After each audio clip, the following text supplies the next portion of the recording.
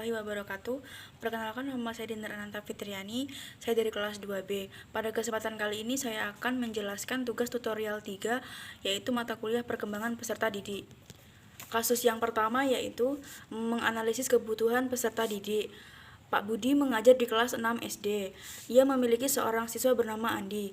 Akhir-akhir ini perilaku Andi berubah drastis. Di sini si Andi sering membantah instruksi Pak Budi di depan kelas agar terlihat berani oleh teman-temannya, dan ia membentuk geng kecil dan berusaha mengatur teman-temannya. Namun di sisi lain, Andi sangat setia kawan dan selalu ingin berkumpul dengan kelompoknya tersebut sepulang sekolah. Dari kasus tersebut, kita akan mengidentifikasikan 3 jenis kebutuhan needs yang paling dominan muncul pada perilaku Andi, dan jelaskan alasan Anda mengaitkan perilaku Andi dengan kebutuhan tersebut. Oke, di sini saya akan mengidentifikasikan 3 jenis kebutuhan yang paling dominan pada perilaku Andi. Yang pertama yaitu need for autonomy atau butuh kebebasan dan kemandirian. Pada kebutuhan ini, Andi ingin terlihat berani dan mandiri di depan teman-temannya, dengan alasan karena dia ingin dianggap berani dan bisa mengambil keputusan sendiri. Di usia menjelang remaja, anak biasanya ingin menunjukkan bahwa mereka sudah tidak mau diatur lagi. Jadi perilakunya itu muncul sebagai bentuk pencarian jati diri dan keinginan untuk terlihat mandiri. Dan kebutuhan yang kedua yang paling dominan kepada perilaku Andi yaitu need for affiliation atau butuh diterima dalam kelompok atau geng kecilnya itu tadi. Di dalam kebutuhan ini, Andi ingin sekali tetap diterima di kelompok atau geng kecilnya itu tadi, dengan alasan dia butuh rasa kebersamaan dan ingin diterima dalam kelompoknya.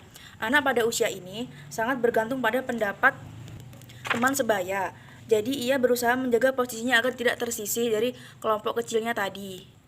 Yang ketiga yaitu need for dominance atau butuh pengaruh atau diakui. Andi mencoba mengatur teman-temannya agar terlihat punya pengaruh. Alasannya karena dia ingin terlihat punya peran dan dihargai dalam kelompok tersebut. Perilaku mengatur dan ingin memimpin itu muncul sebagai cara untuk mendapatkan rasa dihormati oleh teman-temannya yang di dalam geng itu. Tadi penjelasan mengenai kebutuhan needs yang paling dominan melekat pada perilaku Andi. Lanjut soal yang kedua yaitu, sebagai guru bagaimana cara Anda memfasilitasi kebutuhan autonomy needs dan needs for dominance Andi ke arah yang positif agar tidak mengganggu kelas. Sebagai guru, saya bisa memfasilitasi kebutuhan autonomi dan dominance Andi dengan cara memberikan ruang bagi Andi untuk menyalurkan keinginan secara positif, misalnya dengan cara memberi tanggung jawab khusus di kelas, misalnya jadi ketua kelompok atau penanggung jawab kebersihan di sekolah. Dengan begitu, kebutuhan dominance yang tersalurkan pada hal positif, bukan ke perilaku yang mengganggu. Yang kedua yaitu melibatkan Andi dalam pengambilan keputusan kecil. Contohnya memberi pilihan tugas, menentukan aturan kelompok. Ini sangat membantu memenuhi autonomy needs-nya sehingga merasa dihargai pendapatnya. Dan yang ketiga yaitu mengajarkan batasan secara jelas dan konsisten. Maksudnya guru tetap perlu menunjukkan mana perilaku yang boleh dan tidak boleh, agar Andi paham cara mengekspresikan autonomi dan dominance-nya tanpa mengganggu kelas. Itu tadi penjelasan cara mengatasi kebutuhan autonomy needs dan needs for dominance Andi ke arah yang positif agar tidak mengganggu kelas. Oke, sekarang kita lanjut ke materi yang berikutnya yaitu perkembangan kognitif Kawarner-Schei. Teori Kawarner-Schei membagi perkembangan kognitif menjadi 5 tahap. Saat ini, Anda sedang menempuh pendidikan S1 PGSD, sambil mungkin bekerja atau mengurus keluarga. Berbeda dengan siswa SD yang Anda ajar yang masih berada pada tahap pemerolehan atau acquisition. Kemudian, pada teori perkembangan kognitif Kawarner-Schei, analisislah posisi Anda sendiri saat ini. Berada di tahap manakah Anda dalam teori Schei? Penguasaan, tanggung jawab, atau eksekutif? Berikan bukti konkret dan aktivitas keseharian Anda, kuliah, kerja, atau organisasi yang mendukung argumen tersebut. Setelah saya analisis, posisi saya saat ini berdasarkan teori perkembangan kognitif Schei berada pada tahap tanggung jawab atau responsibility stage. Hal ini terlihat dari aktivitas sehari-hari seperti mengikuti perkuliahan, mengerjakan tugas, serta mengatur waktu antara kuliah dan pekerjaan atau keluarga.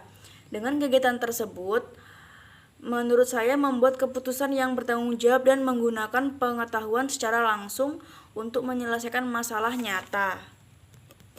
Lanjut soal yang kedua, yaitu mengapa metode pembelajaran untuk siswa SD atau tahap pemerolehan tidak bisa diterapkan begitu saja kepada orang dewasa, tahap penguasaan atau tanggung jawab.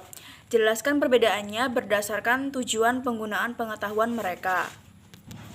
Jadi, metode pembelajaran untuk siswa SD pada tahap pemerolehan tidak dapat diterapkan langsung pada orang dewasa karena tujuan belajarnya berbeda. Anak SD masih pada tahap pemerolehan sehingga fokusnya menghafal, memahami dasar, dan butuh instruksi langsung. Sementara orang dewasa berada pada tahap penguasaan atau tanggung jawab, sehingga belajar harus berbasis penerapan, pengalaman, dan pemecahan masalah nyata. Penjelasan menganalisis dan perbedaan pengajaran anak SD dengan orang dewasa. Oke, sekarang kita membahas teori yang ketiga, yaitu tugas pengembangan dan faktor orang dewasa. Hubungan guru dengan orang tua murid. Bu Rina, usia 45 tahun, adalah orang tua murid yang juga wanita karir sukses. Saat pengambilan rapot, ia bercerita kepada Anda bahwa ia sering stres berat. Ia merasa terjepit antara harus merawat ayahnya yang mulai sakit-sakitan atau menghadapi anak remajanya yang mulai membangkang, serta tuntutan pekerjaan yang semakin tinggi karena baru saja naik jabatan. Pertanyaannya yaitu, berdasarkan tugas perkembangan masa dewasa Matya, sebutkan minimal 3 tugas perkembangan yang sedang dihadapi oleh Bu Rina dalam kasus di atas. 3 tugas perkembangan masa dewasa Matya yang dialami Bu Rina adalah, yang pertama yaitu menyeimbangkan peran keluarga dan pekerjaan, terlihat dari tugasnya merawat ayah dan mengurus anak sambil tetap bekerja. Yang kedua yaitu menjaga kesehatan fisik karena ia mulai sering sakit akibat stres dan beban kerja.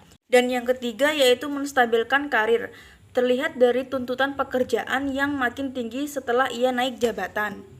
Lanjut soal yang kedua, yaitu tinjau dari faktor yang mempengaruhi minat dan aktivitas orang dewasa. Jelaskan bagaimana faktor status sosial ekonomi dan mobilitas sosial Bu Rina mempengaruhi keterlibatannya dalam kegiatan sekolah atau pengasuh anak. Jadi, faktor sosial ekonomi Bu Rina yang tinggi membuat ia punya akses dan kemampuan finansialnya untuk memenuhi kebutuhan sekolah anaknya. Namun, beban kerja dan jabatan barunya membuat waktu dan energinya terbatas, sehingga keterlibatannya dalam kegiatan sekolah menjadi berkurang. Yang kedua yaitu mobilitas sosial yang meningkat, seperti kenaikan jabatan, juga membuat Bu Rina menghadapi lebih banyak tanggung jawab dan aktivitas. Akibatnya, ia lebih fokus pada pekerjaan dan merawat orang tuanya yang sakit, sehingga partisipasinya dalam pengasuhan dan kegiatan sekolah tidak bisa maksimal. Itu tadi penjelasan mengenai 3 tugas perkembangan masa dewasa Matya yang dialami Bu Rina dan faktor sosial ekonomi Bu Rina serta mobilitas sosial yang meningkat.